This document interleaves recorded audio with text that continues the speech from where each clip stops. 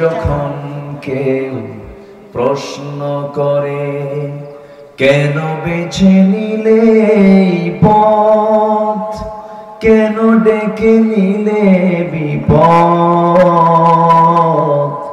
জবাবে তখন বলি মৃদু হেসে যায় চলি, বুকে মোর আছে হিম্মত,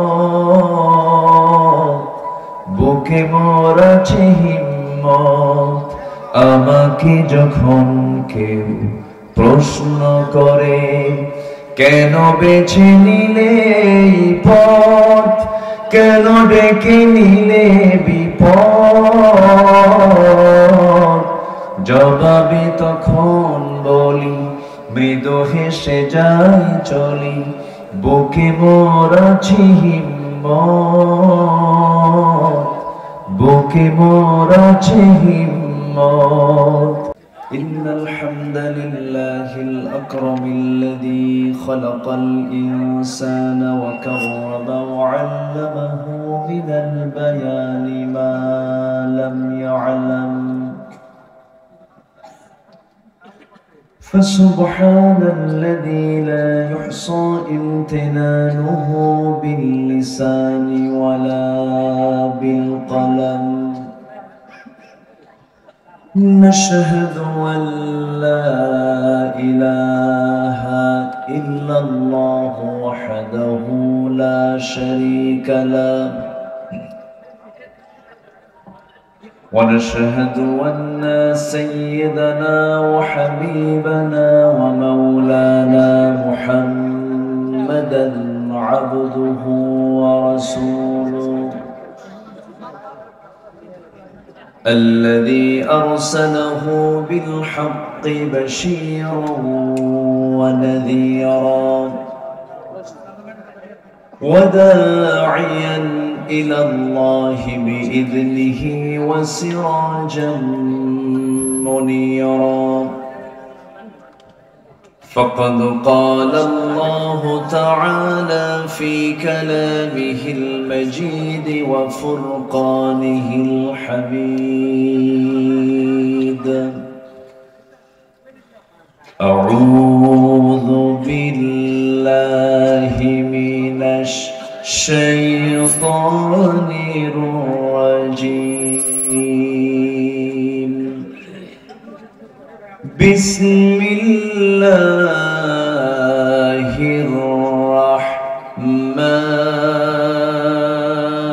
الرحمن الرحيم.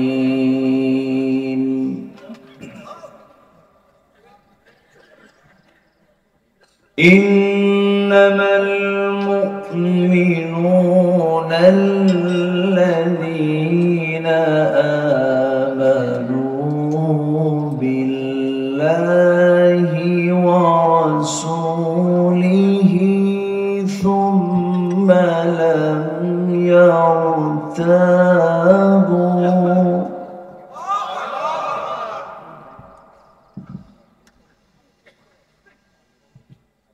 ثم لم يرتابوا وجاهدوا في سبيل الله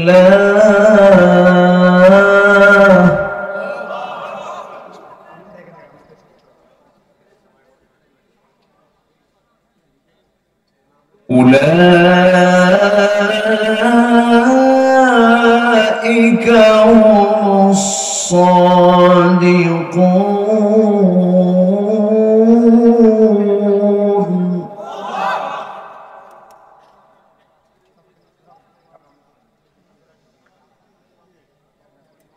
قل أتعلمون الله بدينكم والله يعلم ما في السماوات وما في الأرض.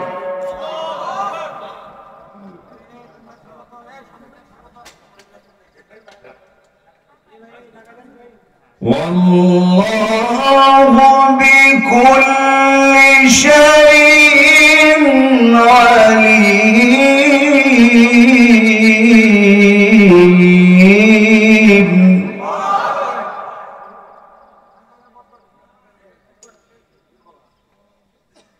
يمنون عليك أن أسلموا قل لا تمنوا علي إسلامكم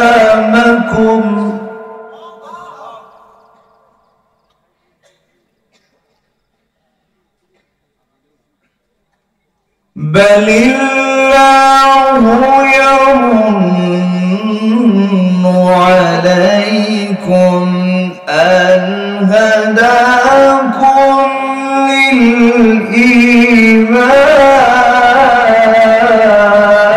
للإيمان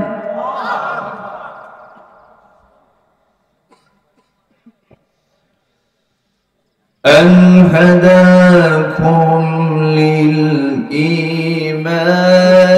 إن كنتم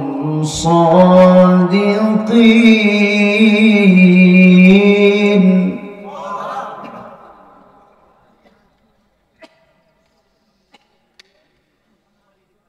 الله أكبر بسم الله الرحمن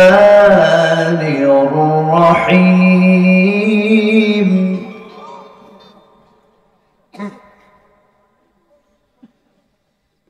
إن الله وملائكته يصلون على النبي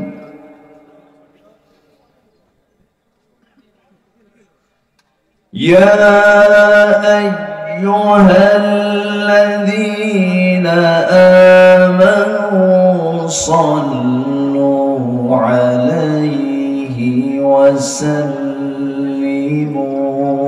تسليما اللهم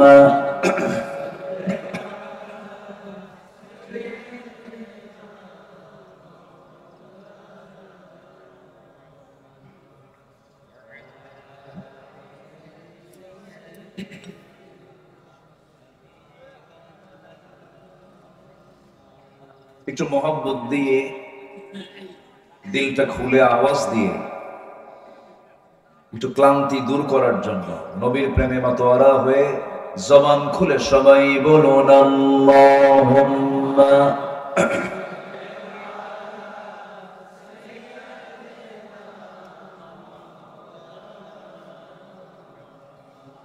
وعلى آل سيدنا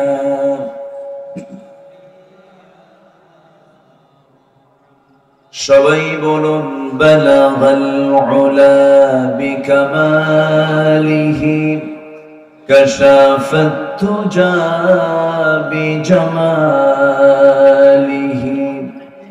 হাসনাত জামিউ খিসালিহি সাল্লু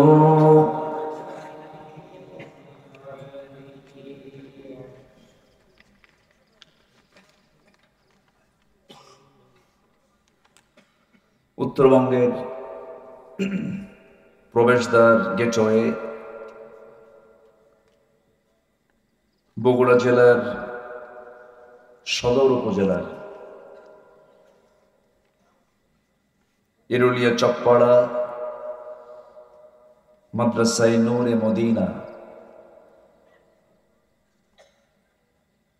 ঐতিহ্যবাহী এই প্রতিষ্ঠানের উদ্যোগে আয়োজিত দ্বিতীয় বার্ষিকী তাফসীরুল কোরআন মাহফিল 2024 21শে মার্চে অনুষ্ঠিত বছরের শ্রেষ্ঠ মাস মাহে রমজানের এই বরকতময় মাসে অনুষ্ঠিত আজকের এই মহৎ আয়োজনের সম্মানিত সুযোগ্য সভাপতি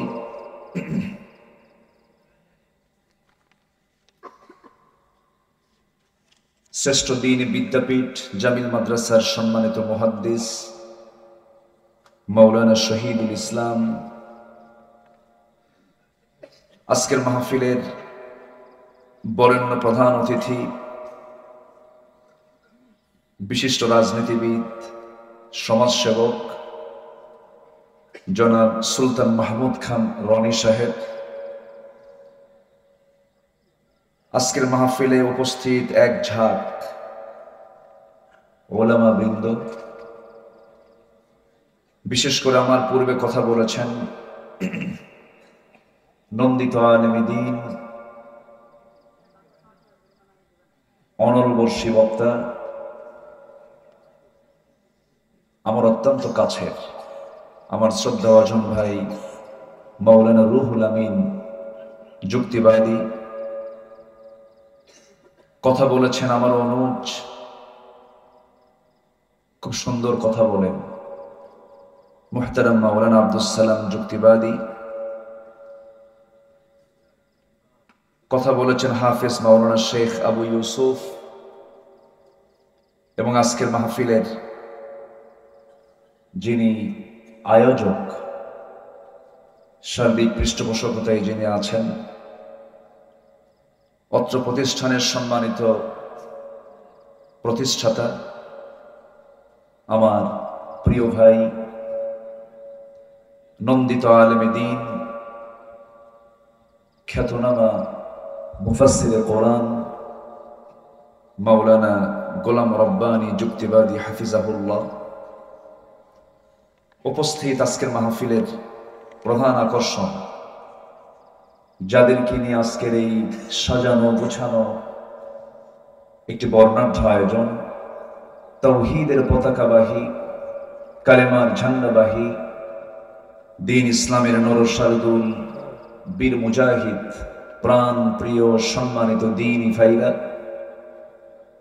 আড়ালে বসে আছেন সম্মানিতা শ্রদ্ধেয়া মা বোনেরা, আলোচনার সূচনায় আনুষ্ঠানিকতার মধ্য দিয়ে আমার পক্ষ থেকে আবারও দিল খোলা সালাম, আসসালামু আলাইকুম ওয়া রাহমাতুল্লাহি ওয়া বারাকাতুহু। সালামের জবাব একটু দুর্বল মনে হচ্ছে, একটু শক্ত করে দিলে ভালো হয়। আসসালামু আলাইকুম ওয়া রাহমাতুল্লাহ। জি, ঘুম তো থাকার কথা না, কারণ আমার আগের যিনি মেহমান ছিলেন তার আলোচনায় ঘুমানোর কোনো সুযোগই নেই, ঘুমানোর কোনো কায়দাই নাই।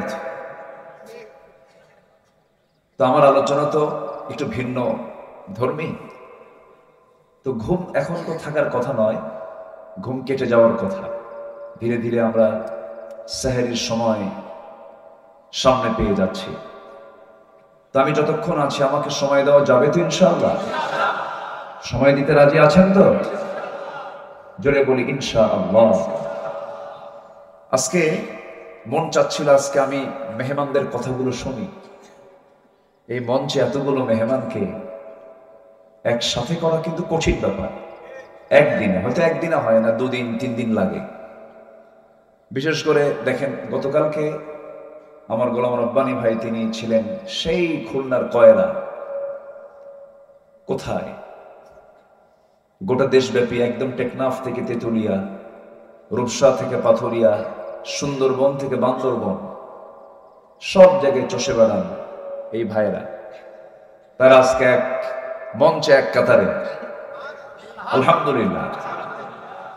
সম্মানিত ভাইরা,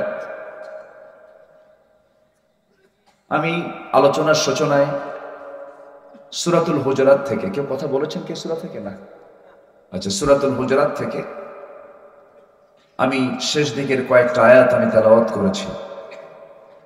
যাবেন?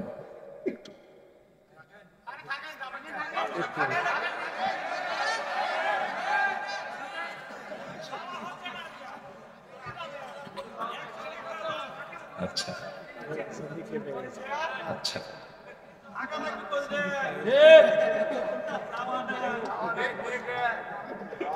সম্মানিত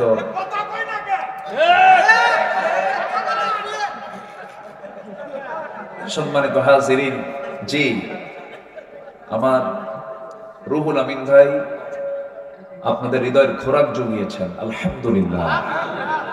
আমি তার আলোচনাটা শুনেছি। তো তার আলোচনার মূল যে লক্ষ্য, যখন খেলা চলে মাঠে, যখন খেলোয়াড়রা খেলে, বলটা নিয়ে 22 জন খেলোয়াড়ই কিন্তু লড়াই করে, মূল লক্ষ্য গোল দেওয়া, তাই না? তো ওনার আলোচনার ঘুরে ফিরে মূল কেন্দ্রবিন্দু ছিল হলো ইকামাতে দ্বীন, আল্লাহর জমিন, আল্লাহর দ্বীন কায়েমের সংগ্রামী নিজেকে একজন তার সৈনিক হিসাবে নিজেকে প্রস্তুত করা। আলহামদুলিল্লাহ, এক একজন তো এক একভাবে বুঝান, আল্লাহ তাআলা এক একজনকে এক এক ধরনের যোগ্যতা দিয়ে দেন। সম্মানিত হাজিরিন, আল্লাহ তাআলা তুমি আমার রুহুল আমিন ভাইকে কবুল করে নাও, জোরে বলি আল্লাহুম্মা আমিন। সম্মানিত ভাইরা, আমি যেখান থেকে কথা বলছিলাম, যেখান থেকে আমি তেলাওয়াত দিয়ে শুরু করেছি, আল্লাহ তাআলা এই জায়গায় বান্দাকে সার্টিফিকেট দিয়েছেন। তিনি বলছেন তোমরা 3টা কাজ করে আসো, আমি নিজ হাতে তোমাকে আমার দফতর থেকে সার্টিফিকেট দিয়ে দেব। জোরে বলি সুবহানাল্লাহ। তাহলে সার্টিফিকেট কি নোবেল সুইডিশ একাডেমি দিচ্ছে? না, পৃথিবীর কোন দফতর কিন্তু দিচ্ছে না। আল্লাহ নিজে বলছেন আমি নিজে তোমাকে চারিত্রিক সনদ দিয়ে দেব, শুধু 3টা কাজ করে আসো। সুবহানাল্লাহ বলেন। এই 3টা কাজ আজকে আমরা খুব সংক্ষিপ্ত সময় আমরা শুনবো, যদিও আলোচনার সময়টা এটা নয়। আলোচনার সময়টা হলো, মূল সময়টা হলো বড় জোর 9টা থেকে 11টা, সেই সময়টা তারাবি থাকে। সেই যৌবনকাল পার করে আমি উঠছি বুড়াখালী, বুঝলেন? এটা বুড়াখালী বলা চলে। এখন দেখি ভাঙ্গা চোরা কিছু কথা যদি বলতে পারি, আল্লাহ যেন আমাকে সেই কথাগুলো বলায় দেন যেটা জাতির জন্য প্রয়োজন। শুধু আপনি শুনবেন না কথাগুলো, এই কথাগুলো আপনি আমাকে সহযোগিতা করবেন থেকে, এবং এই কথাগুলো আগামীকালকেই কোটি কোটি মানুষ এই কথাগুলো শুনতে পাবে ইনশাআল্লাহ। তার মাধ্যম হচ্ছে এই মিডিয়াগুলো। আজকে প্রায় শতাধিক মিডিয়া এখানে এসেছে। এই মিডিয়াগুলো আগামীকালকেই মানুষের চোখে চোখে, অর্থাৎ হাতে হাতে এই আলোচনাগুলো পৌঁছে দিবেন তারা। আমরা তাদের জন্য দোয়া করি, আল্লাহ তুমি তাদের এই পরিশ্রম, এই মেহনতকে তুমি আল্লাহ দ্বীনের জন্য কবুল করে নাও। সম্মানিত ভাইরা, তাহলে আমরা সার্টিফিকেটের জন্য কত ব্যস্ত হয়ে পড়ি। যদি আমার একটা অক্সফোর্ডের সার্টিফিকেট থাকতো, কেমব্রিজের যদি একটা সার্টিফিকেট থাকতো, একটা যদি পিএইচডি ডিগ্রি থাকতো, অনেকের কত স্বপ্ন থাকে। কিন্তু আল্লাহ তাআলা সহজেই বলছেন আমি তোমাকে নিজে সার্টিফিকেট দেব, তোমাকে কিছু কাজ করতে হবে। এর মধ্যে 1 নম্বর কাজ হলো ঈমান আনতে হবে। কি আনতে হবে বলেন তো? এখানে কি ঈমান ছাড়া কেউ আছেন? বেঈমান কেউ আছেন কি? সবাই তো আমরা ঈমান এনেই ফেলছি। কিন্তু আল্লাহ তাআলা আবার দেখেন, ঈমানদারকে ডাক দিয়ে আবার বলছেন ঈমানদাররা ভালো করে ঈমান আনো, এমন হুকুম আছে না নাই? আবার ঈমানদারকে ডাক দিয়ে আরেক জায়গায় বলছেন মুসলমান না হয়ে মরো না। তাহলে আমি ঈমান এনেছি শুধু এতটুকু বললাম আর আমি নাজাত পেয়ে যাব না। ঈমান এনেছি মানে কি? আমার এই দেহটা, আমার এই জীবনটা হিংস্র জন্তুর সামনে আমি সোপর্দ করে দিয়েছি। হিংস্র জন্তু আছে না নাই? আছে না? আমার কথা বুঝতেছেন কিনা জানি না। আমাদেরকে খেয়ে ফেলার মতো, নিঃশেষ করে দেওয়ার মতো, ঈমানদারদের জীবনকে নাস্তানাবুদ করার জন্য কিছু হিংস্র হায়না জন্তু আছে না নাই? আল্লাহ রাব্বুল আলামিন বান্দাকে নিজেই প্রশ্ন করছেন, আহাসিবান নাস আইয়ুতরাকু আইয়াকুলু আমান্না ওয়া হুম লা ইফতানুন। মানুষের ধারণা ঈমান এনেছি এতটুকু শব্দ বলে ফেললাম আর আমি পার পেয়ে যাব। না না, বান্দা তোমাকে আমি অবশ্যই পরীক্ষা করব, সেই পরীক্ষায় তোমাকে পাশ করতে হবে। পাশ ছাড়া জান্নাত মিলবে না। এই পৃথিবীতে যত আল্লাহর পছন্দের গোলাম দুনিয়া থেকে গত হয়েছেন, প্রত্যেকটা গোলামদেরকে পরীক্ষা করা হয়েছে। কিছু আলেম নামের কলঙ্ক আছে যারা ওই ইহুদি খ্রিস্টানদের পা চাটা গোলাম। আছে না নাই? সালাউদ্দিন আইয়ুবী রাহমাতুল্লাহ আলাইহি, যিনি বাইতুল আকসাকে ইহুদি মুক্ত করার পর 3000 আলেমকে তিনি নিজে হত্যা করেছিলেন। কেন? এটার মূল কারণ হলো তারা শুধু সমাজে তাদের পরিচিতি ছিল আলেম, কিন্তু তারা মূলত ছিল হলো ইহুদি খ্রিস্টানদের পা চাটা গোলাম। এরকম তো এখন সমাজে নাই। আসতে বলবেন না, আছে না নাই? ইমানদার মানে কি মাথায় টুপিতে পড়া? ইমানদার মানে কি শুধু মাথায় মুখে দাড়ি রাখা? না। ইমানদারের পরিচয় বাহ্যিক কোন সূরতের সঙ্গে ইমানের কোন সম্পর্ক নেই। মূলত আবু জেহেল জুব্বা পরত। আবু জেহেলের যে পোশাক আর আমার নবীর যে পোশাক, আলমের যে পোশাক, আমার নবীর এবং আবু জেহেলের পোশাকের মধ্যে কোনো তফাৎ ছিল না। অনেক বিধর্মী আছে যাদের মুখে দাড়ি আছে না নাই? আমি দাড়িকে ইনকার করছি না, আমি পোশাককে ইনকার করছি না, আমি সুন্নাহকে অবশ্যই সম্মান করছি। কিন্তু আলেমের পরিচয় দিয়ে আপনার ভূমিকা হবে হলো জালেমদের মতো ইসলামকে নিভিয়ে দেবার জন্য যুগে যুগে এরকম মুনাফিক চক্র ছিল, এখনো আছে না নাই? এজন্য আমি প্রায় বলি, ঈমান যদি এনে থাকি, শত্রু আগে চিন্তা হবে। আমাদের শত্রু আছে না নাই? ঈমানদারের শত্রু জীবনে আছে না নাই? শত্রুগুলো কারা কারা, এটাও আজকে আমরা আলোচনার মধ্যে শিখে নেব। জোরে বলি ইনশাআল্লাহ। আমি রুহুল আমিন ভাইকে আমি ছুটি দিতে চাই, কারণ এর কারণ কি জানেন? আমরা বুঝি তো, একটা মানুষ দীর্ঘ সময় কথা বলেছে, ক্লান্তি আছে, তো উনি একটু বিশ্রাম নিক, ওনাকে একটু রুখসত দেই আমরা। কি মনে করেন আপনারা? কি অনুমতি দিলেন তো? আচ্ছা, জি। আবেগ তো সব জায়গায় প্রয়োগ করা যাবে না। ঠিক আছে ভাই, জি জি ইনশাআল্লাহ।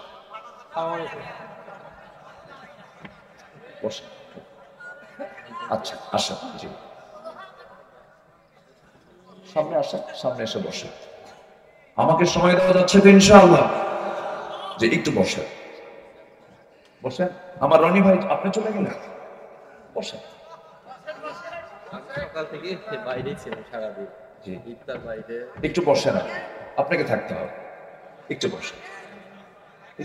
এই তো আমি সামান্য সময় কথা বলি, শেষ করে দেবো ইনশাআল্লাহ। আপনারা কষ্ট পাচ্ছেন না তো? আপনার সামনে থেকে আবার উঠে কে উঠতেছেন নাকি? কে উঠবেন না, একটু বসেন। একটু আমরা এমন একটা সময় আমরা এখানে বসে আছি, যে সময় বান্দা যা চায় তাই কবুল করে। এই সময়টা আল্লাহ তাআলা ফিস সামাঈদ দুনিয়া, দুনিয়ার আকাশে তিনি চলে আসছেন। এই সময় তিনি দুনিয়ার আকাশে চলে আসছেন এবং বলতেছেন, আলা মিন মুস্তাগফিরিন ফাগফিরানা, কোন ক্ষমা প্রার্থী আছো আমার কাছে ক্ষমা চাবে, আমি তার সমস্ত গুনাহগুলোকে মাফ করে দেব। এটা কি মোল্লার কথা না আল্লাহর কথা? আল্লাহ নিজে বলছেন, কোন ক্ষমা প্রার্থী আছো, কার কোন সমস্যাগুলো আছে আমার কাছে বলো, আমি তার সমস্যাগুলো আমি দূর করে দেব। আল্লাহু আকবার বলেন। এজন্য এই গোল্ডেন টাইম, এটা সোনালী সময় আমরা পার করছি এবং কোরআন শোনার মধ্য দিয়ে পার করছি। বলি আলহামদুলিল্লাহ। সে টাইমটা শুধু 12টা যখন বাজে, জাস্ট ফজরের আগ পর্যন্ত, এই টাইমটা হলো 24 ঘন্টার মধ্যে একটা গোল্ডেন টাইম, যে টাইম আল্লাহ তাআলা আমাকে মাফ করার জন্য আল্লাহ তাআলা 7 আসমান উপর থেকে, আরশ আজিম থেকে তিনি প্রথম আকাশে চলে আসেন। তাহলে এই সময়টা কি আমরা নষ্ট করব? একটু বসা, আমরা আলোচনাটা শুনি। সার্টিফিকেট দেবেন কে? আমরা কার কাছ থেকে সার্টিফিকেট নেব? আল্লাহর কাছ থেকে। একটু মনোযোগ দিয়ে কথাগুলো শুনুন। আল্লাহ রাব্বুল আলামিন সুন্দর করে বলেছেন সূরাতুল হুজুরাত, ইন্নামাল মুমিনুনা আল্লাযীনা আমানু বিল্লাহি ওয়া রাসূলিহি সুম্মা লাম ইয়ারতাবু وجاهدوا بأموالهم وأنفسهم في سبيل الله أولئك هم الصادقون جل الله أكبر প্রকৃত মুমিন তো তারাই, আল্লাহ তাআলা নিজেই ঈমানদারের পরিচয় দিতে নিয়ে বলছেন প্রকৃত ঈমানদার তো তারাই যারা কি করলো, আল্লাযীনা আমানু, যারা ঈমান আনলো আল্লাহর উপরে। 70 বছর পার হয়ে গেছে, কোরআন শিখতে পারলেন না উনি। কিন্তু বুড়ো চাচাকে যখন বলি, বুড়ো চাচা এত বয়স হয়ে গেল, কোরআনটা শিখে নেন। বুড়ো চাচা বলে বাবা মুখে আসে না, পারি না, হয় না, মুখে আসে না। কিন্তু বুড়ো চাচাকে যখন বলি চাচা ওই যে আপনার চার মাথার মোড়ে, এরুলিয়ার মোড়ে 7 কাঠা যে জায়গা আছে তার দাগ নাম্বার কত? 93। দাগ নাম্বার টনটনা মুখস্থ আছে। আবার জসকোটের বারান্দায় সপ্তাহে 2 দিন ফাইল নিয়ে শুধু দৌড়াদৌড়ি করে। চাচা এই বুড়া বয়স আপনি ফাইল নিয়ে দৌড়াদৌড়ি করেন, কোর্টের বারান্দায় নড়াচড়া করেন, আপনার কষ্ট হয় নাকি? বাবা আমি তো আসতে চাই না, কিন্তু মামলা আছে। কিসের মামলা? তো 6 বিঘা পুকুর নিয়ে একটা মামলা আছে, তো সামনে রায় হবে। উকিল তো বোঝে না, উকিলকে একটু বুদ্ধি দিয়ে যায়। উকিলকে বুদ্ধি দেওয়ার জ্ঞানটাও আছে।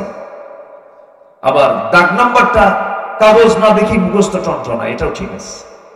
কিন্তু যখন বলা হয় চাচা কোরআনটা পড়েন, বাবা মুখেই আসে না। বলেন তো সমস্যা কি? বলেন তো বুড়ো চাচার সমস্যাটা কি? আসলে কি মুখে আসে না, না চেষ্টা নাই? কি নাই বলেন, কি নাই? সামান্য দুনিয়ার 60-70 বছরের জিন্দেগি এই জমির দাগ নাম্বারও যদি টনটনা মুখস্থ থাকে, সর্বনিম্ন যে জান্নাত আল্লাহ তাআলা দিবেন সেই জান্নাতের এরিয়া হবে 10টা পৃথিবীর মতো একটা জান্নাত। জান্নাত মনে হয় ছোট হয়ে গেছে। 10টা পৃথিবী সর্বনিম্ন জান্নাত। সেই জান্নাত কি সবাই আমরা পেতে রাজি আছি? এটা কি এমনি এমনি পাবো? এমনি এমনি আসবে? পুঁজি দরকার। সেই জান্নাত পাওয়ার 1 নম্বর পুঁজি হলো কয় ওয়াক্ত নামাজ। আসতে বলবেন না, কয় ওয়াক্ত নামাজ? আমার দেশে নামাজি বেশি না ইমানদার বেশি? ভালো করে কোন, আমার দেশে নামাজি বেশি না ইমানদার বেশি? ইমানদার বেশি। ইমানদার বেশি না, কিন্তু নামাজি না। প্রশ্ন কিন্তু খুব ক্রিটিক্যাল করলাম। সবাই বলবেন আমার দেশে নামাজি বেশি না ইমানদার বেশি? বেনামাজি আবার ইমানদার, চিন্তা করে না। আল্লাহ তাআলা যে বললেন ইয়া আইয়ুহাল্লাযীনা আমানু আমিনু, ইমানদাররা ভালো করে ঈমান আনো, এই জন্য বলেন নাই। বুকটা ফেটে যায়।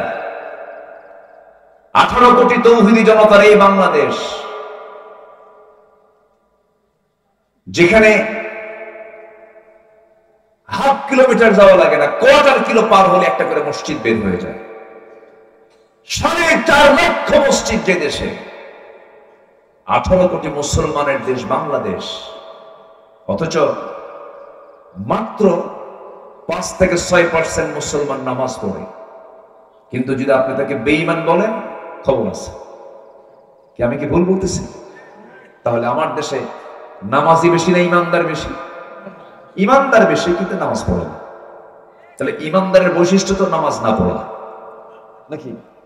ইমানদারের বৈশিষ্ট্য কি নামাজ না পড়া না নামাজ পড়া? আল ফারকু বাইনাল মুমিন ওয়াল কাফির তারকুস সালাহ। মুমিন এবং কাফেরের মধ্যে পার্থক্য সৃষ্টি করে দেয় হলো নামাজ। মানে বান্দার সে কাফের না ইমানদার, এটা চিহ্নিত করবে হলো নামাজ। সেই নামাজ আজকে কেউ পড়ে না।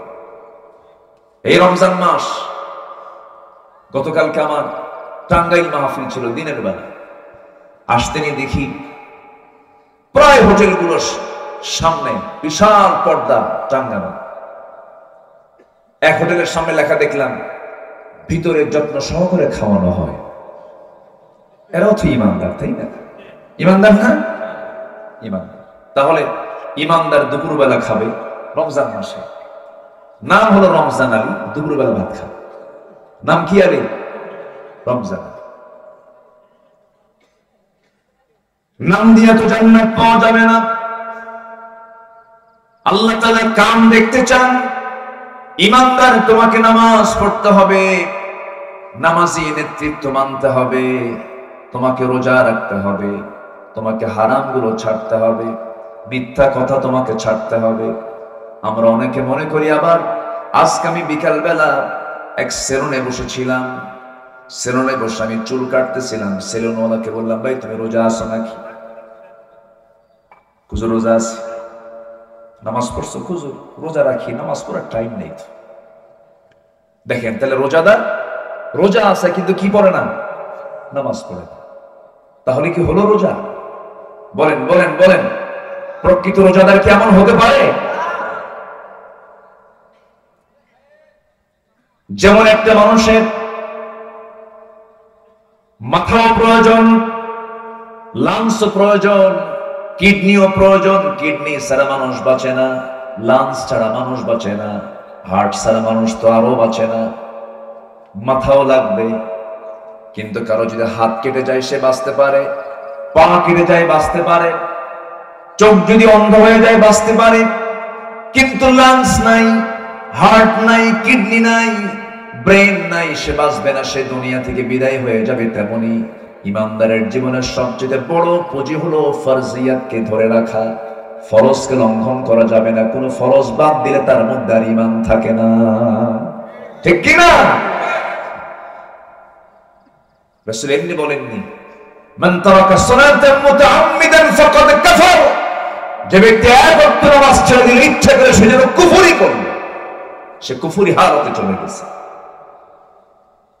রাসূল সবচেয়ে বেশি রেগে যেতেন নামাজের ব্যাপারে যদি কেউ বেখেয়াল হয়ে যেত। আজকে নামাজের কোনো কথা নেই। আমার দেশে ইফতার মাহফিল এক সময় প্রত্যেকটা অঙ্গনে ইফতার মাহফিলের একটা ট্র্যাডিশন ছিল। এটা ভালো। ইফতার কি একা করা ভালো না? জামাতের সঙ্গে করা ভালো। সংঘবদ্ধ হইতে ইফতার করার নিয়ম। যদি কেউ একটা খেজুর দিয়েও যদি কাউকে ইফতার করে, পূর্ণ রোজাদারের সব আল্লাহ পাক তার আমলনামায় দিয়ে দেন। প্রাচ্যের অক্সফোর্ড নামে খ্যাত, Oxford of the east, university of Dhaka. আমি সেই ঢাকা ইউনিভার্সিটির ছাত্র, আমি নিজেও ছিলাম। সেই ইউনিভার্সিটিতে ক্যাম্পাসের সামনে ছাত্ররা ইফতার পার্টির আয়োজন করেছে। ইফতার পার্টির আয়োজন কেন করলো? শোকজ করা হয়েছে। আমরা তো এমন বাংলাদেশ আমরা দেখতে চাইনি। ইফতার মাহফিলকে শোকজ করা হবে, ইফতার মাহফিলকে নিয়ে কথা বলা হবে। ইফতার মাহফিল করা যাবে না, এমন জাতীয় কথা তাদের মুখের থেকে বের হয় যাদের মধ্যে ঈমানের গন্ধ খুঁজে পাওয়া যায় না। সম্মানিত ভাইরা, সম্মানিত বন্ধুগণ, তাহলে আমরা যেহেতু ঈমান এনেছি, সবার কাছে আমার প্রথম একটা প্রস্তাব থাকবে, দাবি থাকবে, জীবনে কি আমরা কেউ নামাজ কাজা করব? নামাজ কেউ ছেড়ে দেব? 5 ওয়াক্ত নামাজ পড়তে রাজি আছি সবাই আমরা? রমজান মাসে রোজা রাখবো, জোরে বলি ইনশাআল্লাহ। রোজা রাখা কি? আরো জোরে, রোজা রাখা কি? রোজা ভাঙ্গা কি? বলেন, রোজা ভাঙ্গা কি? রোজা ভাঙতে তো পারে না।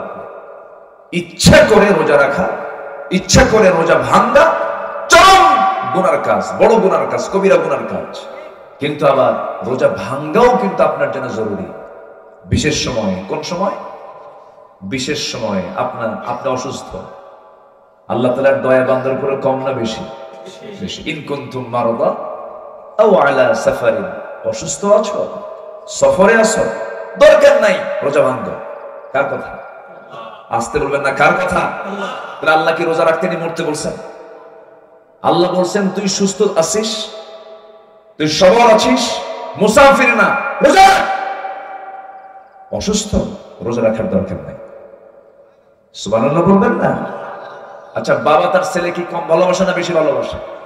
তার চাইতে আল্লাহ তার বান্দাকে কম না বেশি? আর ভালোবাসে? শুধু বেশি না, অনেক বেশি। আল্লাহ তো বুঝেন বান্দা অসুস্থ হতে পারে, রোজা রাখার দরকার নেই, রোজা রাখো না, পরে যখন সুস্থ হবে আবার রোজা রেখে নিও।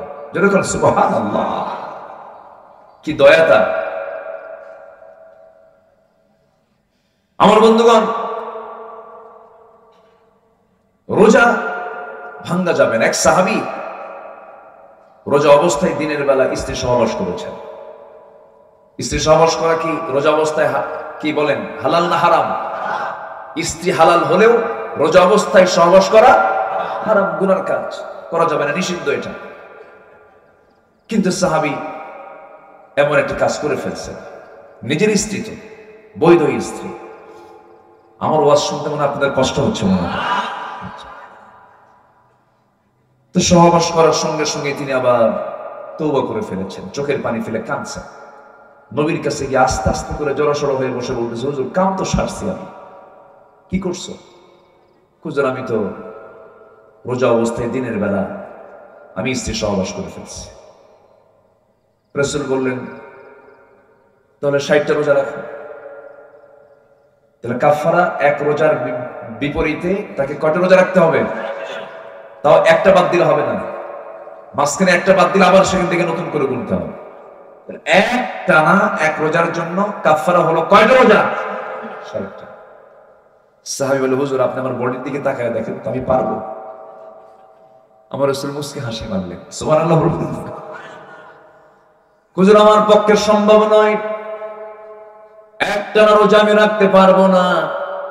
রাসূল বললেন তাহলে তুমি 60 জন মিসকিনকে দুবেলা করে খাবার খাওয়ায় দাও। হুজুর আমার মতো ফকির কেউ আছে নাকি?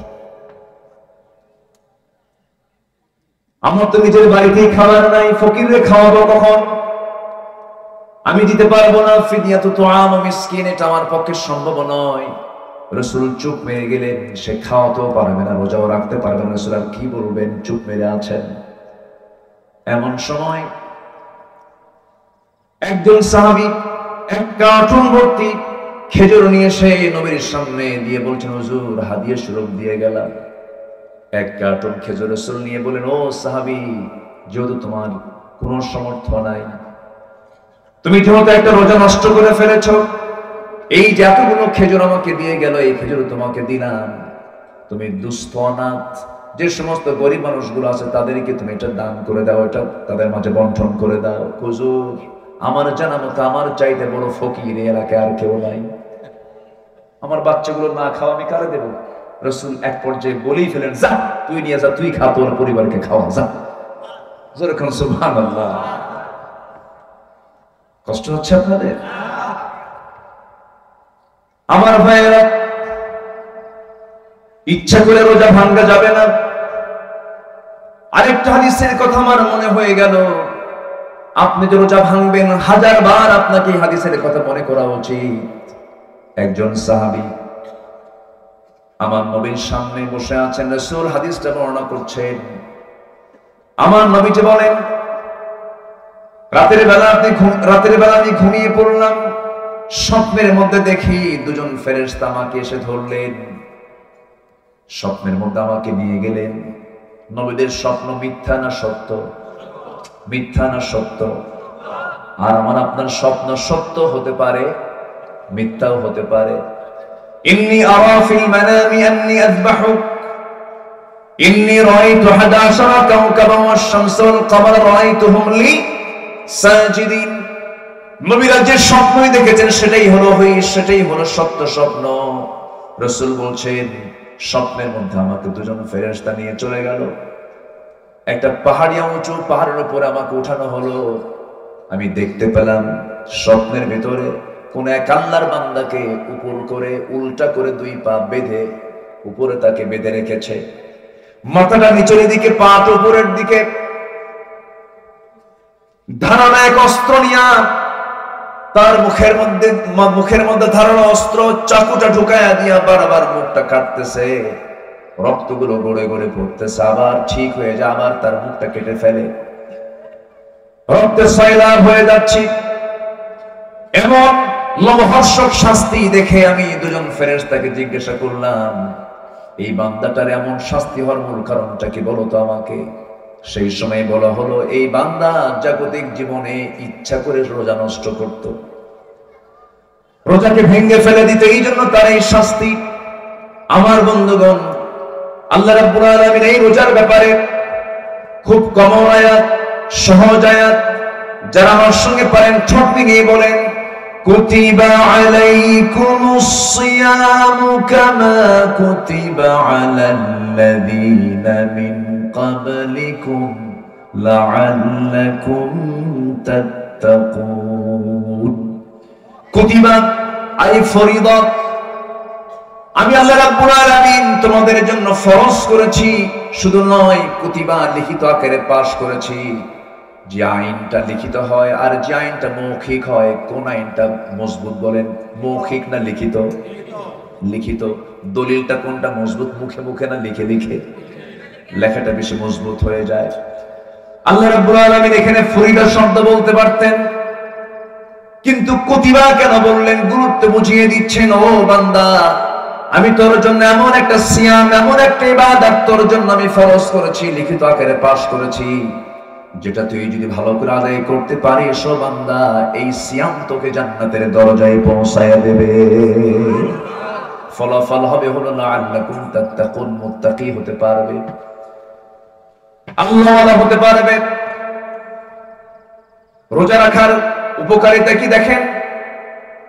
কোন বান্দা যদি নেশাখোর হয়, রমজান মাস একটানা যদি সিয়াম পালন করে, সে যদি নেশা থেকে বাঁচতে চায়, এই রোজায় থেকে নেশা থেকে বাঁচাতে পারে। কিন্তু কিছু কিছু রোজাদার আছে, সকাল থেকে সন্ধ্যা পর্যন্ত সাহরি খাইছে, ইফতার করছে, কোনো সমস্যা নাই। ইফতার করার মাত্রই সে দোকানদারের সামনে গিয়ে বলে, ভাই মাথা ঠিক নেই, তাড়াতাড়ি বিড়িটা দাও। আছে না ভাই বলেন? কিন্তু আপনি পারবেন এই রমজানের মধ্য দিয়ে সকল বদ নেশা দূর করতে। আপনি পারবেন মিথ্যা কথা ছেড়ে দিতে। রোজা অবস্থায় মিথ্যা কথা বললে পরে রোজা কবুল হবে না, সবাই আমরা জানি এটা। হয়তো আমরা অনেকে মনে করি আবার এরকম, খাবো না, স্ত্রীর সামনেও যাবো না, স্ত্রীর সহবাস করবো না, এটাই তো আমার রোজা। ভুল কথা। শুধু না খেয়ে থাকার নাম রোজা নয়, স্ত্রীর সম্পর্ক না করার নাম রোজা নয়। রাসূল বলেছেন, মান লাম ইয়াদা কাওলা যুর ওয়াল আমালা বিহি ফালাইসা লিল্লাহি হাজাতুন ফি আন ইয়াদা তুআমাহু ওয়া শারাবাহু। সে লোকের রোজা রাখার কোনো প্রয়োজন নাই যে বান্দা রোজা রেখে মিথ্যা কথা ছাড়তে পারলো না, বাজে কাজ ছাড়তে পারলো না, শুধু না খেয়ে থাকলো, তার পুরস্কার আল্লাহর দরবারে কিছু নাই। নাউজুবিল্লাহ। আসেন দোয়া করে দিই নাকি? রাগ করতেছেন নাকি আপনারা? একটু বসেন, একটু বসেন। আমরা একসঙ্গে আজকে এখানে শেষ দোয়ায় শামিল হব। জোরে বলি ইনশাআল্লাহ। আমি জানি সবকিছু তোমার সময় লাগে, সময় থাকে, তো শেষ সময় তো, শেষ ক্লাস একটু কঠিন। আপনার কষ্ট হচ্ছে না তো? থাকেন একটু। আমার সময়টা যে ব্যয় করছি কোরআনের জন্য, এই কোরআন একদিন আমার আপনার জন্য সুপারিশ করবে। আল্লাহু আকবার বলেন। তাহলে রোজা রাখা শুধু না খেয়ে থাকার নাম নাই, কথা না বলাও রোজা। কথা না বলাও রোজা। কোন কথা বলেন? কি কথা বলেন? মিথ্যা কথা, ফাহেসা কথা, বাজে কথা। একজন মহিলা যার কোনো স্বামী ছিল না, কিন্তু আল্লাহ তাআলা তার গর্ভে একটা সন্তান দিয়েছিলেন। সেই সন্তান আল্লাহর নবী ছিলেন। তিনি এখনো মারা যাননি, তিনি আসমানে আছেন, আবার আসবেন। সেই নবীর নাম কি? আর তার মার নাম কি? মারিয়াম। তিনিও রোজা রেখেছেন।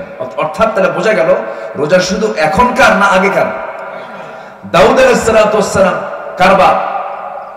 বলেন কোন নবীর বাপ? বলেন বলেন। এগুলো মুখস্থ রাখা উচিত প্রত্যেকটা মুসলমানের। কিন্তু মুসলমান কি মুখস্থ রাখে জানেন? সবচেয়ে বড় উইকেট কিপার কে? সবচেয়ে বড় বোলার কে? উইকেট পাইছে কোন কোন বোলার সবচেয়ে বেশি, তাই না? এগুলো তাহলে দাউদ আলাইহিস সালামের সন্তান কে? সুলাইমান। সুলাইমান ইবনে দাউদ, দাউদের ছেলে হচ্ছে সুলাইমান আলাইহিস সালাম। বাবাও রাষ্ট্রনায়ক, ছেলেও রাষ্ট্রনায়ক। এমন রাষ্ট্রনায়ক, এত বড় শাসক কিয়ামতের আগে আর আসবে না। আল্লাহু আকবার। সম্মানিত ভাইয়েরা, দাউদ আলাইহিস সালাম তিনি রোজা রাখতেন একদিন পর পর, একদিন রাখতেন একদিন ভাঙতেন, একদিন রাখতেন একদিন ভাঙতেন। তাহলে রোজা কি এখনকার না আগেকার? মিন ক্বাবলিকুম লাআল্লাকুম তাত্তাকুন। আগে রোজা ছিল, এখনো রোজা আছে। সম্মানিত ভাইয়েরা, এই মারিয়াম আলাইহিস সালাতু ওয়াস সালাম তিনি একজন নবীর মা। আল্লাহ তাআলা এই নারীকে অনেক সম্মান দিয়েছেন। মায়েরা আসছে কি? মাহফিল আছে? আশেপাশে মায়েরা আছে তো? বলি আলহামদুলিল্লাহ। এই মহিলা মারিয়াম আলাইহিস সালাতু ওয়াস সালামকে আল্লাহ তাআলা এত সম্মান দিয়েছেন যে আল্লাহ তাআলা তার নামে একটা সূরা নাযিল করেছেন। যারা বলে সুবহানাল্লাহ। গোটা কোরআন খুঁজে খুঁজে মারিয়াম ছাড়া একটা নারীর নাম খুঁজে পাবেন না। গোটা কোরআনে একাধিক পুরুষের নাম আছে। ইব্রাহিম পাবেন, আল্লাহর পয়গম্বর, নূহ পাবেন, ইসমাইল পাবেন, ইসহাক পাবেন, ইয়াকুব পাবেন, তারপরে মূসা পাবেন, ঈসা পাবেন, মুহাম্মদ সাল্লাল্লাহু আলাইহি ওয়াসাল্লাম পাবেন, লোকমান পাবেন, আলে ইমরান পাবেন। কিন্তু মারিয়াম ছাড়া, এই একটা নারীর নাম ছাড়া কোরআনে আর কোন নারীর নাম আল্লাহ তাআলা কোরআনে উল্লেখ করেন নাই। আল্লাহু আকবার বলেন। তাহলে অবশ্যই এই নারীর একটা বিশেষ, অবশ্যই বিশেষ গুণ আছে না নাই? বিশেষ কিছু গুণাবলী আছে না নাই? এর মধ্যে একটা হলো কি জানেন গুণাবলী? উনি রোজা রেখেছেন। তার রোজা ছিল কি জানেন? না খেয়ে থাকা নয়, তার রোজা ছিল হলো না কথা বলা। কি? কথা না বলা। কথা না বলা, এটা একটা রোজা। আমাদের দেশে অধিকাংশ রোজাদার রোজা রেখে বাজে কথা বলে না। বলেন, বাজে কথা বলে না? অফিসে আসছে, সিগনেচার ফাইল হচ্ছে না, ফাইলের সিগনেচার হচ্ছে না, ঘুষের টাকা নিয়ে আসছে। রোজাদার অফিসার বলতেছে, ভাই আমি তো রোজা আছি, তো টাকা তো আনছেন, এখন তো টাকাটা আমি হাতে নেব না, আমি চোখ বন্ধ করলাম, পকেটে ঢুকায় দেন, ইফতার করে দেখে নেন, ইফতার করে দেখে নেন। এটা কি রোজা? আসতে বলবেন, এটা কি রোজা? একটু কান লাগান, সবাই একটু মনোযোগ দিয়ে কতগুলো শোনার চেষ্টা করুন। আল্লাহ তাআলা মারিয়ামকে এত সম্মান কেন দিলেন, এবং আল্লাহ তাআলা মারিয়ামকে এত সম্মান দিয়েছেন, সাথে তার বাবার সম্মানও কিন্তু কম নয়। বাবার নামে একটা সূরা আছে, আলে ইমরান। মেয়ের নামটাও আছে, বাবার নামটাও আছে। এই মারিয়াম আলাইহিস সালাম তিনি কথা না বলা রোজা তিনি রেখেছেন। এই মারিয়ামের জীবনে আল্লাহ রাব্বুল আলামিন বিশাল বড় একটা পরীক্ষা দিয়েছেন। সেই পরীক্ষাটা হলো স্বামী ছাড়া সন্তান তার গর্ভে দেওয়া হয়েছিল। এখন বলুন, আজকের সমাজে কোন নারীর পেটে যদি স্বামী ছাড়া কোন সন্তান পেটে আসে, বলেন ওর কি অবস্থা হতে পারে? গোটা সমাজে সকেজ হয়ে যাবে, সমাজ তাকে মেনে নেবে না, নানা রকম অভিযোগ আপত্তি তার বিরুদ্ধে তুলবে। ঠিক তেমনি মারিয়াম আলাইহিস সালাম যখন আল্লাহর পক্ষ থেকে চূড়ান্ত সিদ্ধান্ত হয়ে গেছে, ইন্নাল্লাহ আস্তাফাকি ওয়া তাহহারাকি, হে মারিয়াম আমি তোমাকে নির্বাচিত করেছি, আমি তোমাকে সন্তানের মা বানাবো। আল্লাহু আকবার বলো। লাম ইয়ামসাসনি বাশার, কোন পুরুষ আমাকে স্পর্শ করে নাই, কেমন করে হবে? কিন্তু আল্লাহ তাআলা বলছেন, ইন্না মাসালা ঈসা কামাসালি আদম, ঈসার দৃষ্টান্ত আদমের মতো। আদমের যেমন বাপ নাই, আদমের যেমন মা নাই, কিন্তু আল্লাহ তাআলা আদমকে বানিয়েছেন বাপ মা ছাড়া। সে আল্লাহ কি পারেন না বাপ ছাড়া সন্তান? পারেন না, পারেন না, পারেন না। আল্লাহ তাআলা সন্তান তার গর্ভে দিয়ে দিলেন। অনেক লম্বা কথা ছিল, শর্ট করে আনতেছি। সন্তান তার পেটে চলে এলো। সন্তান যখন পেটে চলে আসছে, এই সম্ভ্রান্ত পরিবারের কন্যা আলে ইমরান ইমরান কন্যা মারিয়াম আলাইহিস সালামকে আল্লাহ তাআলা অনেক মর্যাদা দিয়েছিলেন। এই যে বর্তমান যে বাইতুল আকসার নামটা আল্লাহ নিজে দিয়েছেন। আমার আপনার মসজিদ, এই যে গ্রামের মসজিদের নামটা আমরা দিয়েছি এরুলিয়া জামে মসজিদ, বগুড়ার বাইতুর রহমান সেন্ট্রাল জামে মসজিদ। কিন্তু এই পৃথিবীতে একটা মসজিদের নাম আল্লাহ নিজে দিয়েছেন, বাইতুল আকসা। আল্লাহু আকবার বলেন, ইলাল মসজিদিল আকসা। এই মসজিদ আকসার পাশে ওয়াকাফলাহা যাকারিয়া আলাইহিস সালাম তার তত্ত্বাবধানে মারিয়ামকে রেখেছিলেন।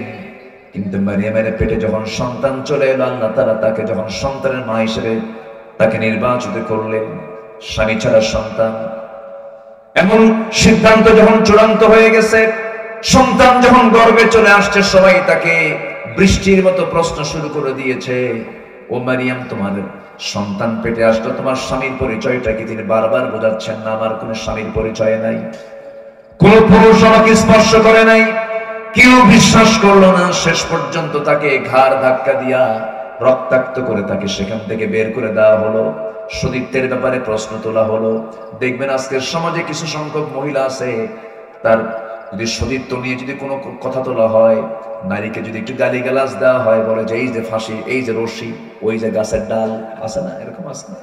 এরকম তো এরুলিয়া এলাকায় নাই তো। আমার দেশে আত্মহত্যার প্রবণতা কি আছে? এই তো গত কয়েকদিন আগে কোন একটা জায়গায় মাহফিল করলাম, এক এসপি মহোদয় মঞ্চে বসা। এসপি মহোদয় বলেন, হুজুর একটু মেহেরবানি করে, আমরা তো প্রশাসন চালাই, তা আত্মহত্যার প্রবণতা খুব বেড়েছে, একটু মেহেরবানি করে এই বিষয়ে কিছু কথা বলবেন। আজকের এই মিডিয়ার কল্যাণে আমি এই সাবজেক্টটা আমি একটু নিয়ে আসতেছি। আত্মহত্যা, পৃথিবীর এমন কিছু কিছু দেশ আছে যে দেশে আত্মহত্যা আইনগতভাবে বৈধ। মানে আমি মরে যাব, বাঁচবো না, প্রশাসনকে জানাচ্ছে আমি অমুক দিন সুইসাইড করব, আমি মরে যাব। কিন্তু ইসলাম কি এটা বৈধ করেছে? বলেন, বৈধ করেছে? বৈধ তো করে নাই, বরঞ্চ যদি কেউ আত্মহত্যার পথ বেছে নেয়, যদি কেউ আত্মহত্যা করে, সুইসাইড করে, যা দিয়ে সে আত্মহত্যা করেছে সেই জাতীয় অস্ত্র দিয়ে আল্লাহ তাআলা তাকে কিয়ামতের দিন এরকম শাস্তি দিবেন। রুদ্দিবা বিহি, যা দিয়ে সে মারা গেছে দুনিয়াতে, আত্মহত্যা করেছে, ওই জিনিস দিয়ে আল্লাহ তাআলা তাকে শাস্তি দিবেন। নাউজুবিল্লাহ। তাহলে আত্মহত্যাকারী জান্নাতি না জাহান্নামী? জান্নাতি না জাহান্নামী? এক সাহাবী নবীর সাথে যুদ্ধ করতে গেছে, যুদ্ধ করে আসছে রক্তাক্ত অবস্থায়। আমার রাসূল বলেন, তোমরা কি জানো এই লোকটা জাহান্নামী? রাসূল সাহাবাকে বললেন, হুজুর আপনি কি বলেন? এই লোকটা আমাদের সঙ্গে যুদ্ধ করতে গেল, জিহাদ করলো, রক্তাক্ত হলো, এই লোকটা জাহান্নামে হবে কেমনে? আমি কিছুক্ষণ পরে বলবো।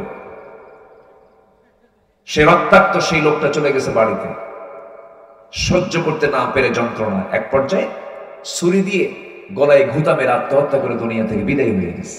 রাসূল বলেন, দেখো তো ও কি বেঁচে আছে কিনা? বেঁচে নাই। কি হয়েছে? আত্মহত্যা করে দুনিয়া থেকে বিদায় হয়েছে। আমি বলছি না তোমাদের যে লোকটা জাহান্নামী? তাহলে সে আত্মহত্যা যদি কেউ পথ বেছে নেয়, সে কি জান্নাতি না জাহান্নামী? জাহান্নামী। দেখবেন ওই শয়তান ওয়াসওয়াসা দেওয়ার জন্য, মানে আত্মহত্যা করতে হবে, শয়তান তো একটা তালে থাকে যে এই কখন একটু নিরিবিলি পায়, নিরিবিলি একটা ঘর যদি পায়, নিরিবিলি ঘর পাইছে, দরজা খান পাইছে, দরজা লাগাই দিয়ে এই যে ফ্যান আর এই যে দড়ি, তোর এই মুহূর্তে চান্স মরা। কথা বোঝেন ভাই? সামনে গাছের ডাল একটা আছে, কেউ নাই আশেপাশে, এই দড়িটা নিয়ে আয়, এখানে মর, তোর এখানে মরার চান্স, এখানে না মরলে তুই মরতে পারবি না। এই ওয়াসওয়াসা দিচ্ছে কে? আরো জোরে করে, এই ওয়াসওয়াসা কে দেয়? শয়তান দেয়। যে মৃত্যুর জন্য নিজেকে প্রস্তুত করে আমি মরে যাব, সে জাহান্নামী, সে জাহান্নামী। ওয়ালা তুলকু বিআইদিকুম ইলা তাহলুকা, নিজকে তুমি ধ্বংসের দিকে ঠেলে দিও না। কার কথা? আল্লাহর কথা। আপনি নিজেকে আপনি জুলুমের দিকে নিতে পারবেন না, নিজের শরীরকে আপনি কষ্ট দিতে পারবেন না।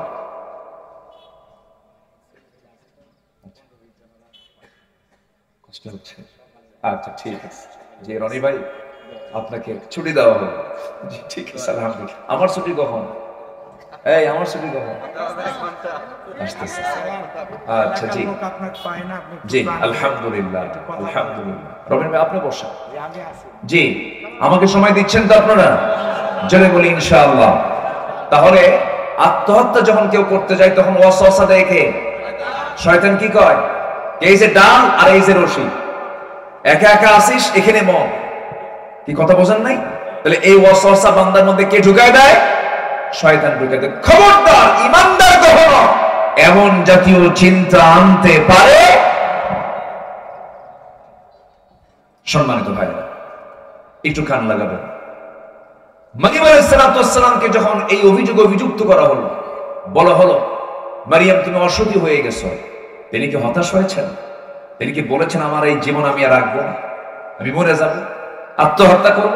বরঞ্চ তা না বলে ধৈর্যের পিরামিড হয়ে বলে ফেলেন, আল্লাহ তোমার প্রতি আমি পূর্ণ আস্থা আনলাম, তুমি আমার জন্য যথেষ্ট, তুমি আমার জন্য শ্রেষ্ঠ উকিল, আমি তোমার উপরে পূর্ণ আস্থা রাখলাম, তুমি আল্লাহ আমাকে সাহায্য করো।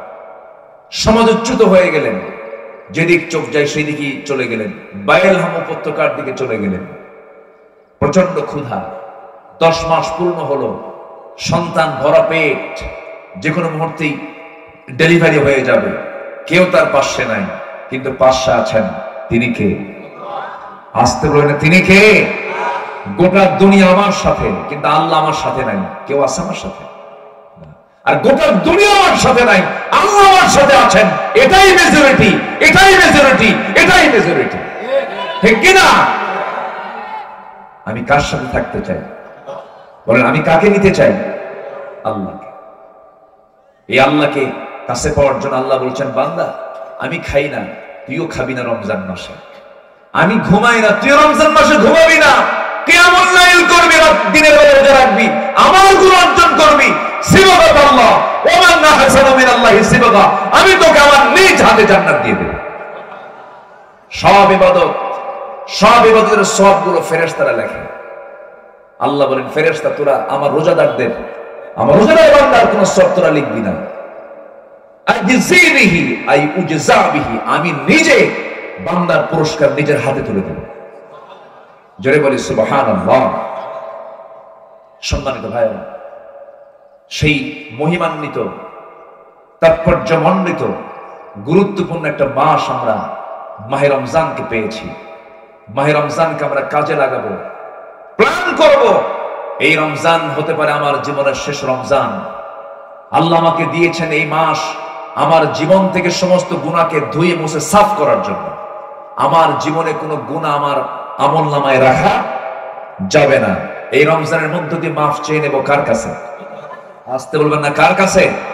শুধু যদি বলতে পারে আল্লাহ জীবনে মিথ্যা কথা বলবো না, হারাম খাবো না, তোমার ফরজ কোনো হুকুম লঙ্ঘন করব না, বান্দার হক নষ্ট করব না, আল্লাহ তোমার হুকুম ছাড়া কারো হুকুম মানবো না, তোমার আইন ছাড়া কারো আইন মানবো না, ওই বান্দা জান্নাতি।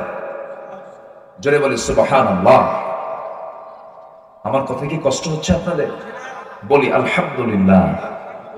মারিয়াম আলাইহিস সালাতু ওয়াস সালাম শেষ পর্যন্ত একাকী পড়ে গেলেন, কিন্তু মরিয়ম কি একা? তার সাথে কে আছেন? আস্তে কে আছেন? আল্লাহ আছেন। এই মারিয়াম আলাইহিস সালাতু ওয়াস সালাম ওই ক্রাইসিস পিরিয়ডে আল্লাহর প্রতি পূর্ণ আস্থা আনলেন। সন্তান ডেলিভারির সময় যখন হলো, সন্তান ডেলিভারি হয়ে গেল, সন্তানটা তিনি ঘুমের মধ্যে ছিলেন, দুনিয়ার কোনো ধাত্রীর কোনো প্রয়োজন হয় নাই। আল্লাহ রাব্বুল আলামিন স্পেশাল ফেরেশতা পাঠিয়ে দিলেন, সন্তান ডেলিভারি হয়ে গেছে। ঘুমন্ত অবস্থায় ঘুম থেকে জাগা পেয়ে দেখেন সদ্য সন্তান ঈসা হাত পা নড়াচড়া করেন। শুকনো ডালের নিচে বসা ছিলেন, শুকনো ডাল সবুজ পাতায় ভরে গেছে, ফলমূলগুলো টসটসে ধরে আছে, ফলমূলগুলো পারলেন হাতে, খেয়ে নিলেন, জীবনের শক্তি ফিরে পেলেন। সন্তানকে দুধ পান করালেন 3টা দিন 3টা রাত। সঙ্গে সঙ্গে তাকে জানিয়ে দেওয়া হলো, হে মারিয়াম, এখন তোমার আর এই অবস্থায় এই জায়গায় থাকা যাবে না, তুমি লোকালিটির মধ্যে চলে যাও, বাইতুল মুকাদ্দাসের এরিয়াতে তুমি চলে যাও, মানুষের মাঝে চলে যাও। তিনি বললেন, আমি কেমন করে যাব, কেমন করে জবাবগুলো আমি দেব? এই সন্তান নিয়ে তারা প্রশ্ন শুরু করে দেবে, বারবার আমাকে জানতে চাবে সন্তানের পিতার পরিচয় কি, বাবার পরিচয় কি। আল্লাহ আমি কেমন করে জবাবটা দেব?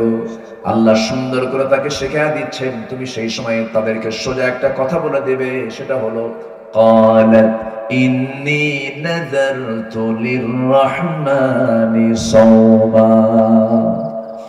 আমি রোজা আছি। আমি কি আছি? রোজা। দেখেন রোজাটা কত আগে। ইন্নী নাযারতু লিররহমানি সাওমা, আমি রোজা আছি, আমি কোনো কথা বলবো না। তাহলে তার রোজা ছিল খাওয়ার না কথা? বলেন কিসের কিসের? কথা। আমি কোনো কথা বলবো না, চুপ। উনি চুপ থেকে বললেন আমি কোনো কথা বলবো। ইন্নী নাযারতু লিররহমানি সাওমা।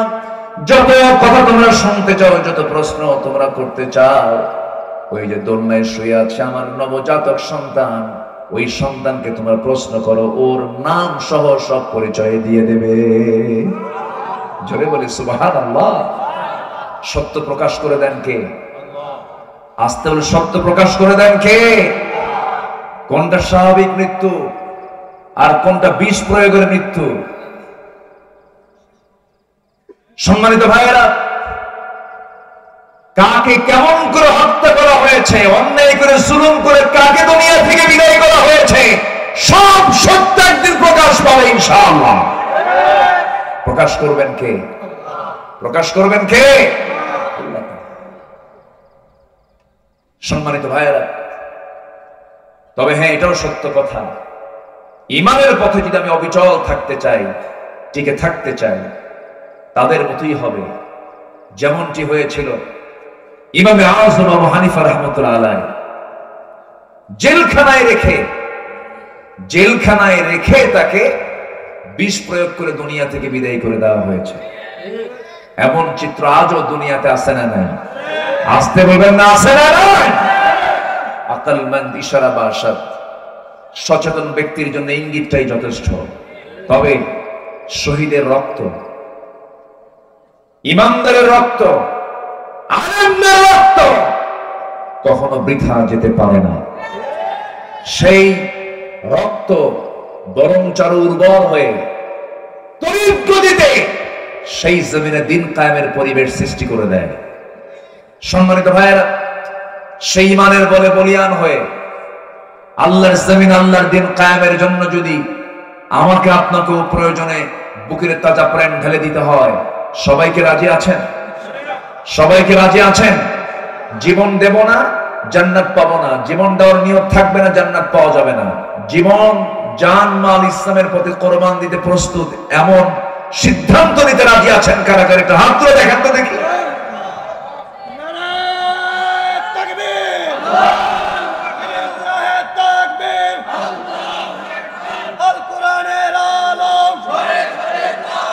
সংসদে চালম তোমার নেতা, আমার নেতা বিশ্বনবী মুস্তাফা, ইসলামের শত্রুরা হুঁশিয়ার সাবধান।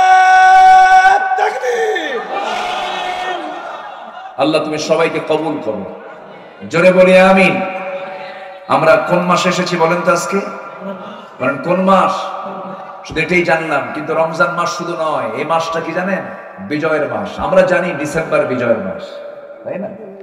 আমরা জানি ডিসেম্বরটা বিজয়ের মাস। হ্যাঁ, আমার দেশে বিজয় মাস হিসাবে ডিসেম্বরকে বলা হয়। আর এখন চলছে কোন মাস? আমার দেশে কিসের মাস? বলেন কিসের মাস? স্বাধীনতা। তাহলে স্বাধীনতার মাস হলো মার্চ, আর বিজয়ের মাস হলো ডিসেম্বর। আর আমরা রমজানকে বলি এটা হলো রোজার মাস। রমজান মাস রোজা রাখার মাস, কিন্তু আমরা অনেকেই জানি না এই রমজান মাসটা হলো বদরের মাস। আমরা অনেকেই জানি না এই রমজান মাস হলো দিন কায়েমের জন্য বুকের তাজা প্রাণ ঢেলে দেওয়ার মাস। এটা আমরা অনেকেই জানি না। তাহলে আমি যদি বলি রমজান মাস ইসলামের বিজয়ের মাস, ভুল হবে? আসতে বলে ভুল হবে? এই কথা কি মুসলমানরা বলে? এই দেশে মুসলমানরা কি অধিকাংশ জানে এটা? জানেই তো। আজকে কততম রমজান চলছে? 13তম রমজান। রমজান এর রোজা ফরজ হয় মক্কায় না মদিনায়? এগুলো জানতে হবে। মদিনায়। বলেন কোথায়? মদিনায়। আমার রাসূল মদিনায় হিজরত করেছেন 2য় হিজরিতে। আল্লাহ তাআলা এই রোজাটাকে ফরজ করে দিয়েছেন। এবং দ্বিতীয় হিজরতেই আল্লাহ তাআলা ওই রোজাদারদেরকে দিয়ে ইসলামের বিজয় নিশ্চিত করার জন্য বদর যুদ্ধের হুকুম দিয়েছেন। আল্লাহু আকবার বলেন। তাহলে আমার আপনার জীবনে 20 বার 30 বার 40 বার পর্যন্ত রোজা আসলো, যুদ্ধে যাবে কখন? বিড়ি তো বন্ধ করতে পারবেন না, কি ঠিক আছে কিনা? কখন যুদ্ধ করবো কখন? বিড়ি মানে বিড়িটাকে ছাড়তে পারলাম না। সন্ধ্যায় ইফতার কইরা মুদিখানার দোকানদারের সামনে যায়, ভাই আল্লাহ তো খুব আটকে রাখছিল এতক্ষণ ধরে, আর পারলাম না, তাড়াতাড়ি প্যাকেট দাও, খাই, মাথা ঠান্ডা করে। তাহলে যে রোজা আপনাকে বিড়ি ছাড়াতে পারে না, আপনি কি রোজা রাখলেন? যে রোজা আপনাকে সুদ ছাড়াতে পারে না, আপনি কি রোজা রাখলেন? যে রোজা আপনাকে মিথ্যা ছাড়াতে পারে না, আপনি কি রোজা রাখলেন? যে রোজা আপনাকে মিথ্যা সাক্ষী দেওয়া বন্ধ করতে পারে না, আপনি কি রোজা রাখলেন? এই জন্য রোজার সাথে সকল কিছুর সম্পর্ক আছে না নাই? আছে। রোজা মানে শুধু না খেয়ে থাকা নয়, রোজা মানে শুধুমাত্র উপোস থাকা নয়, রোজা মানে হলো সকল প্রকার হারাম থেকে নিজেকে বাঁচিয়ে রাখে, এটাও রোজা। সকল হারাম থেকে কি নিজেকে বাঁচিয়ে রাখা। সম্মানিত ভাইয়েরা, শুধু আমি আপনাকে লক্ষ্য করে যে কথা বলছি তা কিন্তু নয়।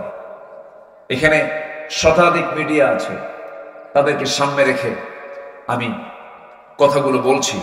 আল্লাহ যেন আমাদের সবাইকে, যারা আমার আলোচনা শুনছেন এবং শুনবেন, সবাইকে এই কথাগুলো আমল করার তৌফিক দান করুন। জোরে বলি আমিন। সাহাবায়ে কেরাম শুধুমাত্র 1 মাসও রোজা রাখেন নাই, শুধুমাত্র 16টা রোজা রেখেছেন। কয়টা বলেন? 16টা। 16টা রোজা রাখলেন।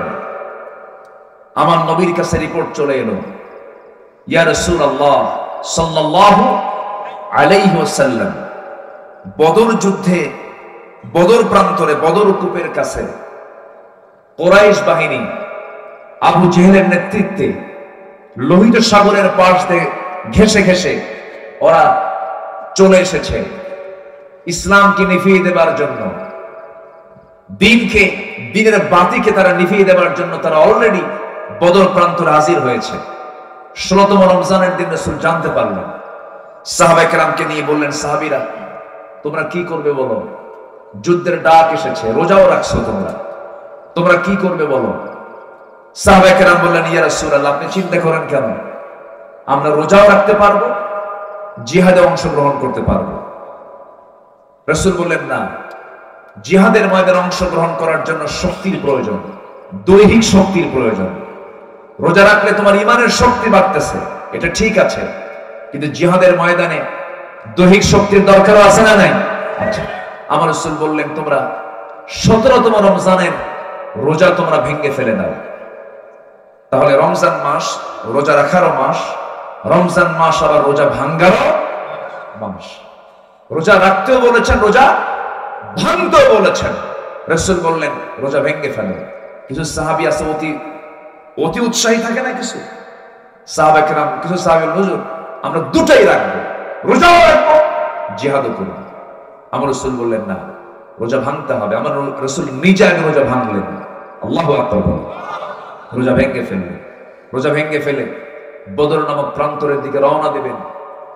অস্ত্র নাই, সংখ্যা নাই, বুড়া মানুষ, বুড়া সাহাবী, এরকম সীমিত সংখ্যক কিছু সাহাবীকে নিয়ে রাসূল বললেন, সাহাবীরা সংখ্যা তো খুব কম হলো, চলো আমরা রওনা দিই। ঘোড়াও নাই, অস্ত্র নাই, অশ্ব নাই, নিরস্ত্র বলা চলে।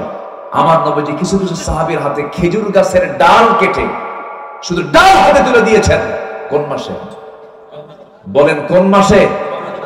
রমজানের এই মাসের এই চেতনায়, এই রমজানের এই মাসে বদরের চেতনাও আমাদের দিলের মধ্যে আনার দরকার আছে না নাই? আচ্ছা, মাত্র 16টা রোজার ট্রেনিং নিয়ে তারা বদরের দিকে রওনা হলেন।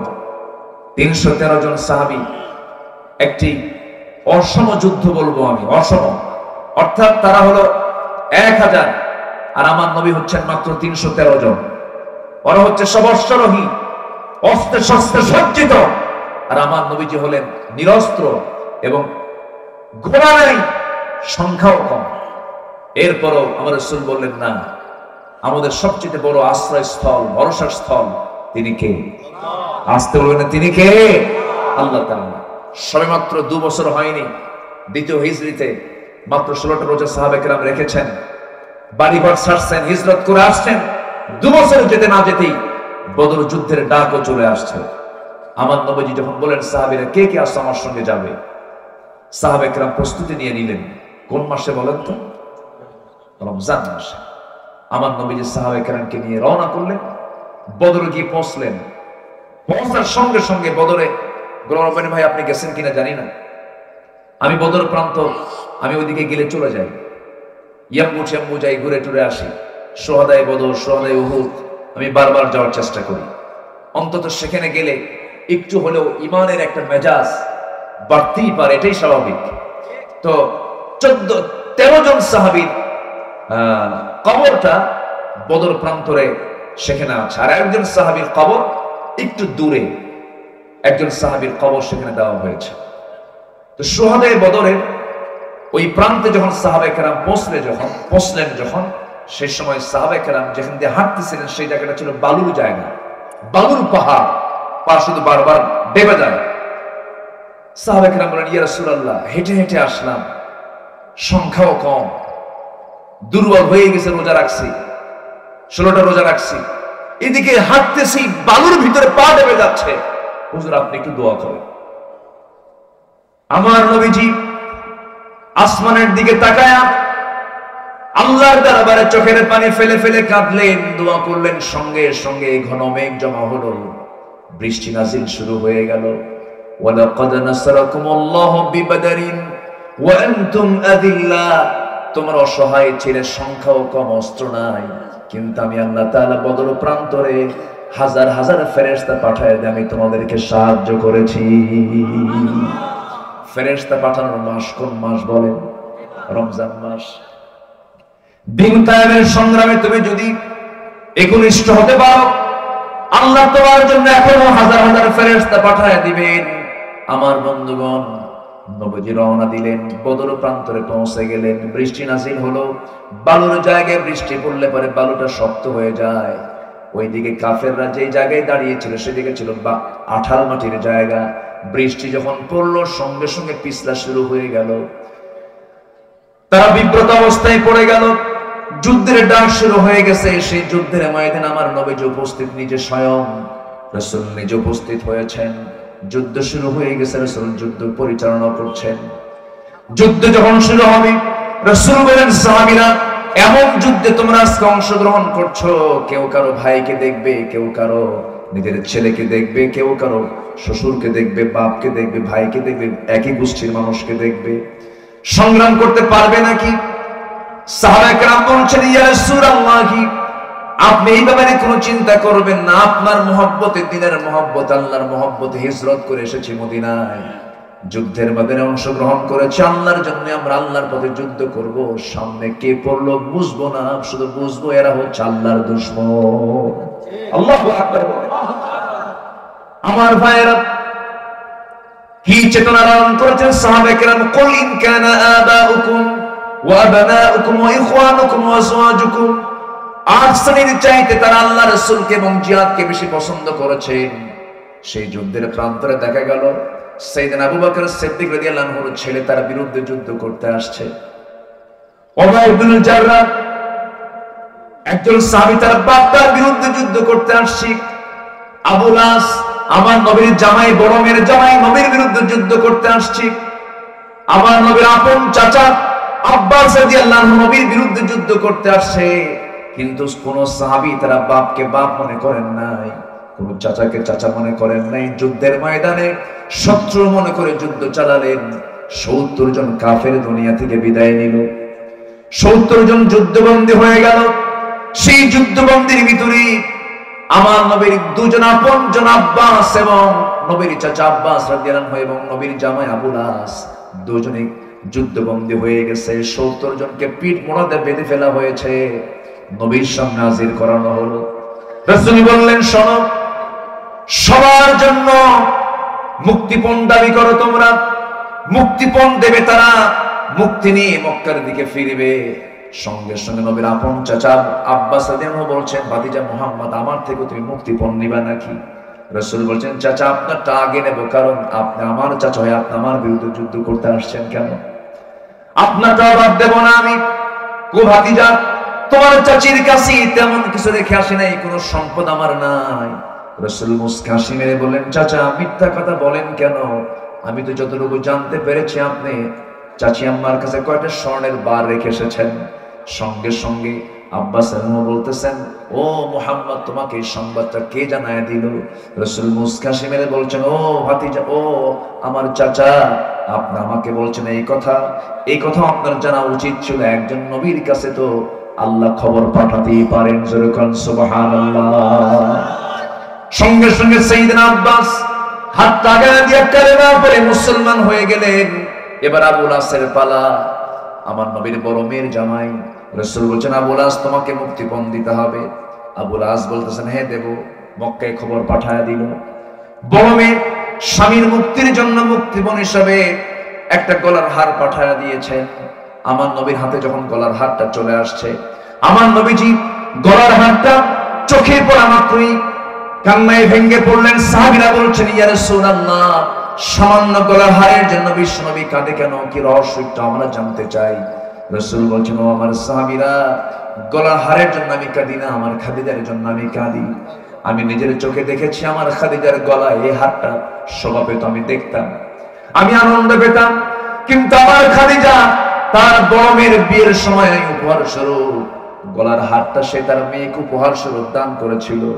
আজকে সেই গলার হারটা যখন চোখের সামনে পড়েছে, আমার খাদিজার সেই কথাগুলো আমার মনে পড়ে গেছে। আল্লাহ যেন খাদিজাকে জান্নাত দিয়ে দেয়। সাহাবায়ে কেরামও কান্দে, আমার নবীও কান্দেন। শেষ পর্যন্ত সাহাবায়ে কেরাম বললেন, ইয়া রাসূলুল্লাহ, যে গলার হারের সঙ্গে আপনার জীবনে এত বড় স্মৃতি জড়িত আছে, এটা আমরা মুক্তিপণ হিসেবে নেব না, ব্যাগ দিয়ে দেন। রাসূল বলেন, তাহলে কি করতে হবে? সাহাবায়ে কেরাম বললেন, ইয়া রাসূলুল্লাহ, আপনি যা বলবেন তাই হয়ে যাবে। এবার রাসূল বললেন, শোনো আবুল আস, তুমি একজন মুশরিক, আমার মেয়ে একজন মুমিনা, ঈমানদার নারী। মুশরিকের ঘরে ঈমানদার নারী থাকতে পারে না। ওয়ালা তুনকিহুল মুশরিকাত হাত্তা ইউমিননা, কোনো কথা বলা যাবে না। আমি তোমাকে মুক্তি দিয়ে দিচ্ছি, মুক্তিপণ হচ্ছে তুমি মক্কায় যাবে। মক্কায় যাওয়ার সঙ্গে সঙ্গে আমার মেয়েকে তালাক দিয়ে আমার মেয়েকে আমার ঘরে পাঠায় দিবা। ঈমান তেমন একটা বিষয় না, ঈমান আছে সম্পর্ক আছে, ঈমান নাই সম্পর্ক নাই। ঠিক কি না? ঈমান আছে সম্পর্ক আছে, ঈমান নাই সম্পর্ক নাই। রাসূল বললেন, আমার মেয়েকে তালাক দিয়ে পাঠায় দাও, তালাক দিয়ে পাঠায় দাও। আল্লাহ বলছেন, আমার থেকে সার্টিফিকেট নিতে চাও? তাহলে কি করো? তিনটা কাজ করে আসো। ঈমানটা ভালো করে আনো। নাম্বার 2 হলো ঈমান আনতে সন্দেহ করো না। সুম্মা লাম ইয়ারতাবু, কোরআনটাকে বুঝো, দ্বীনটাকে বুঝো, সন্দেহ মুক্ত ঈমান আনো। ওয়াজাহাদু বিআমওয়ালিহিম ওয়া আনফুসিহিম ফি সাবিলিল্লাহ, এবং জান এবং মাল দিয়ে জিহাদ করো। কার পথে? আল্লাহর পথে। আল্লাহ বলছেন, তাহলে উলাইকা হুমুস সাদিকুন, এরাই হলো প্রকৃত সত্যবাদী। আমি তাকে নিজে সত্যবাদীর সার্টিফিকেট তার হাতে তুলে দেব। জোরে করুন সুবহানাল্লাহ। আল্লাহ তুমি এই আয়াতের আলোকে আমাদের জীবন গড়ার তৌফিক দিয়ে দাও। আমি এরুলিয়ার এই মাদ্রাসার ময়দান থেকে বিশেষ করে এরুলিয়াবাসীকে এই দায়িত্ব দিয়ে যেতে চাই। এই মাদ্রাসা আপনার হাতে তুলে যাচ্ছে। আপনারা কি বহন করতে পারবেন না ইনশাআল্লাহ? সবাইকে বহন করতে পারবেন না ইনশাআল্লাহ? আল্লাহ তুমি আমার প্রিয় ভাই গোলাম রব্বানী ভাইয়ের এই মাদ্রাসাকে এই অঞ্চলের শ্রেষ্ঠ মাদ্রাসা, শ্রেষ্ঠ বিদ্যাপীঠ হিসেবে তুমি আল্লাহ কবুল করো। তার যে মেহনত, তার যে পরিশ্রম, এর মাঝে তিনি যে এই মাদ্রাসা পরিচালনা করছেন, আল্লাহ তুমি এর জন্য উত্তম জাযায়ে খায়র তুমি আল্লাহ দিয়ে দাও। এই উদাত্ত আহ্বান কামনা করছি। উদাত্ত আহ্বান জানিয়ে আমার কথা অনেক আগে শেষ হওয়ার কথা ছিল, কিন্তু মানে অপরিপূর্ণ থাকার কারণে আমি কথাটার ফিনিশিং না দিয়ে শেষ করি কেমনে, এই জন্য সময় একটু বেশি নিয়ে ফেললাম। যতটুকু হয়েছে আমরা বলে ফেলি আলহামদুলিল্লাহ। জোরে বলি আলহামদুলিল্লাহ। আমরা ছোট্ট একটা দোয়ার মধ্য দিয়ে মাহফিলের ইতি টানবো। তার আগ দিয়ে আমার প্রিয় ভাইজান তার কিছু কথা আপনারা শুনবেন, এরপর আমরা দোয়ার দিকে চলে যাব ইনশাআল্লাহ।